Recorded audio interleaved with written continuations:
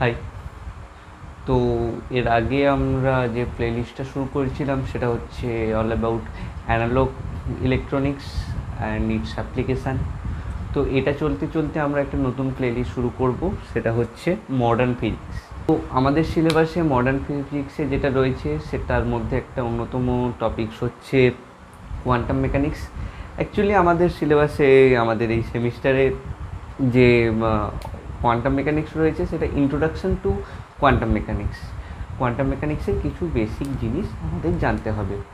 তো শুরু করা যাক কোয়ান্টাম মেকানিক্স। তো আমাদের ফার্স্টে জানতে হবে, অ্যাকচুয়ালি আজকে পুরো লেকচারটা হবে অ্যাকচুয়ালি পুরোটাই ইন্ট্রোডাকশন টু কোয়ান্টাম মেকানিক্স। তো আমাদের ফার্স্টেই যেটা জানতে হবে সেটা হচ্ছে কোয়ান্টাম মেকানিক্সে আনার জরুরি কী দরকার ছিল। আমাদের তো ক্লাসিক্যাল মেকানিক্স নিয়েই পুরোটা চলছিল, বাট কোয়ান্টাম মেকানিক্স কিসের জন্য এলো? তো আমরা যখন ক্লাসিক্যাল মেকানিক্স চলছিল তখন যে কোনো একটা ইনসিডেন্টকে আমরা ক্লাসিক্যাল মেকানিক্স দ্বারা এক্সপ্রেস করতে পারছিলাম, তাই জন্য আমরা ভেবেছিলাম যে ক্লাসিক্যাল মেকানিক্স দিয়ে সব কিছু করা যায়। বাট কিছু কিছু এক্সপেরিমেন্টে কিছু কিছু এই পৃথিবীতে কিছু ইনসিডেন্ট ঘটে যায়, সেই ইনসিডেন্টগুলোকে এক্সপ্রেস করার জন্য আমরা যখন ক্লাসিক্যাল মেকানিক্সের থিওরি ইউজ করলাম, দেন আমরা বুঝতে পারলাম যে না, তার মধ্যে কিছু এরর রয়েছে। তাহলে আমরা তখন বুঝলাম কি, যে ক্লাসিক্যাল মেকানিক্সের কিছু যখন এরর আছে, তো ওই এররটাকে সলভ করার জন্য আমাদের নতুন একটা ফিজিক্সের একটা টপিক আমাদের আনতে হবে। সেটাই হচ্ছে আমাদের modern physics.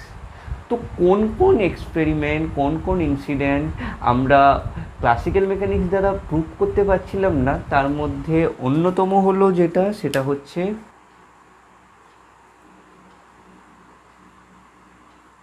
Black body radiation, photo electric effect,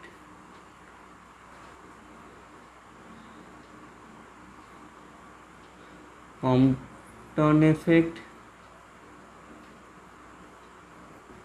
etc. আমরা এগুলো নিয়ে ডিটেলসে পরে আলোচনা করব।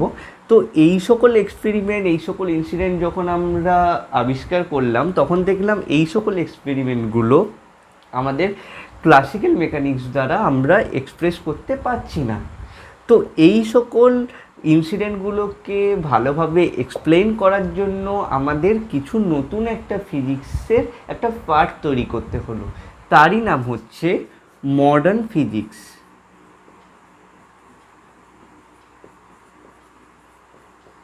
এই মডার্ন ফিজিক্সকেই বলা হয় কোয়ান্টাম ফিজিক্স।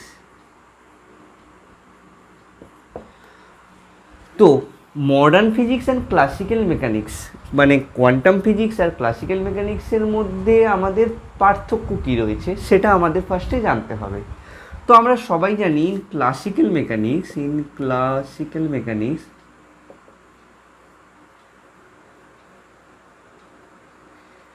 মেকানিক্সে আমরা কি ধরেছিলাম? আমরা ক্লাসিক্যাল মেকানিক্সে যে সকল জিনিস নিয়ে এক্সপেরিমেন্ট করতাম সেটা হচ্ছে ম্যাক্রোস্কোপিক এলিমেন্ট। মানে সাপোজ এই বোর্ডটা, কিংবা এই পেন, কিংবা কোনো একটা মানুষ দৌড়াচ্ছে, তো ওর মোমেন্টাম কত হবে, ওর মধ্যে কতটা ফোর্স অ্যাপ্লাই হবে, পুরোটাই একটা অনেক বড় একটা ব্রড সোর্সকে নিয়ে আমরা কিন্তু কাজ করছিলাম। তো ক্লাসিক্যাল মেকানিক্সে কী করেছিল না, let me change the colour, এখানে ম্যাক্রোস্কোপিক এলিমেন্ট নিয়ে আমরা কাজ করেছিলাম। আর সব থেকে বড় কথা কি, যে আমরা এখানে বলেছিলাম যে এনার্জি, মানে যদি আমরা দৌড়াই কিংবা যে কোনো একটা কাজ করার জন্য আমাদের সাম এনার্জি দরকার হয়, সেটা আমাদের ইন্টারনাল এনার্জি হতে পারে কিংবা বাইরে থেকে মানে এক্সটার্নাল কিছু এনার্জি দিতে হয়। Energy always continuous, energy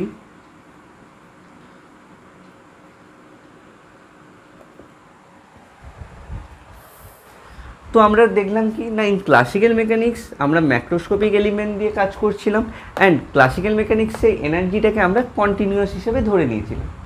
but এই দুটো জিনিস নিয়ে আমরা যখন এই এক্সপেরিমেন্টগুলো করলাম, তখন দেখলাম এই এক্সপেরিমেন্টে সাম এরর এলো। তো টু সলভ দিস এরর আমরা একটা নতুন ব্রাঞ্চ অফ ফিজিক্স নিলাম, that is quantum physics.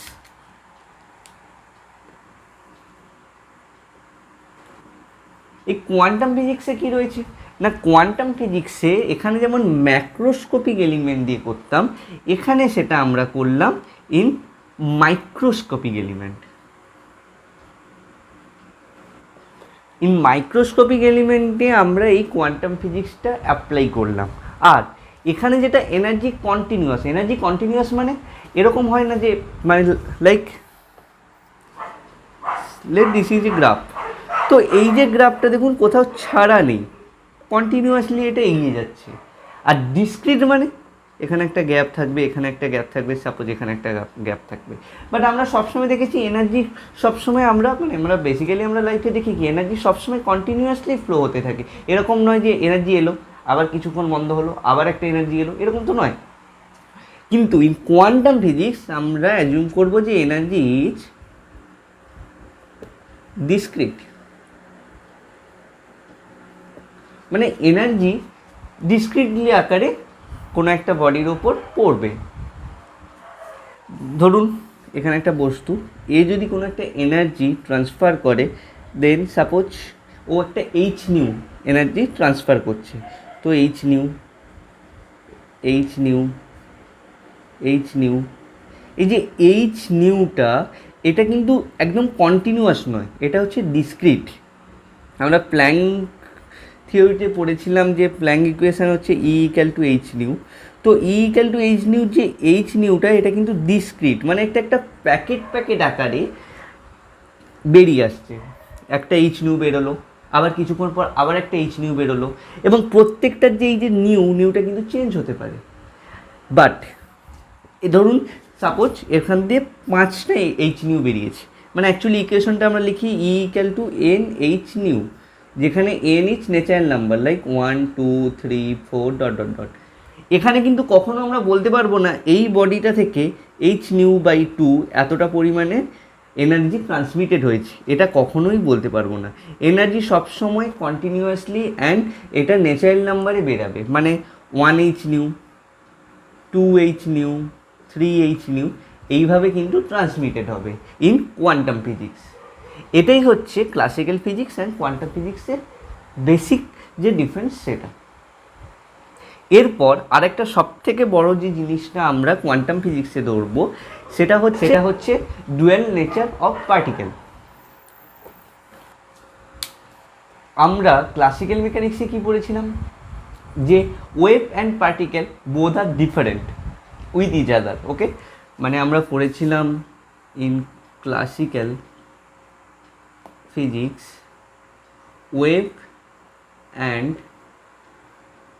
matter both are different, মানে আমরা কখনোই ওয়েভ থেকে ম্যাটারে ট্রান্সফার করতে পারবো না বা ম্যাটার থেকে ওয়েভে ট্রান্সফার করতে পারবো না। বাট ইন কোয়ান্টাম ফিজিক্স আমরা কিন্তু ধরবো যে আমরা ম্যাটার থেকে ওয়েভে যেতে পারি, আবার ওয়েভ থেকেও ম্যাটারে আসতে পারি। মানে কোনো একটা পার্টিকেলের ক্ষেত্রে suppose this is make a moving particle, এই পার্টিকেলের ক্ষেত্রে যখন ম্যাটারকে আমি যদি কনসিডার করি ওর মধ্যে কিন্তু ওয়েভ নেচারটাও রয়েছে। মানে একটা মুভিং পার্টিকেলের ক্ষেত্রে ম্যাটার নেচারটা যেমন রয়েছে সেরকম ওয়েভ নেচারটাও রয়েছে। এই যে দুটো নেচার একসঙ্গে একটা মুভিং পার্টিকেল শো করে এই নেচারটাকে বলা হয় ডুয়াল নেচার অফ পার্টিকেল। এই ডুয়াল নেচার অফ পার্টিকেলটা দেখতে পাবো আমরা ইন দিস কোয়ান্টাম ফিজিক্স। তাহলে আমরা কি জানলাম, আমরা কেন কোয়ান্টাম ফিজিক্সটাকে নিয়ে এলাম, and basic difference between classical physics and quantum physics, and most important thing is dual nature of particle.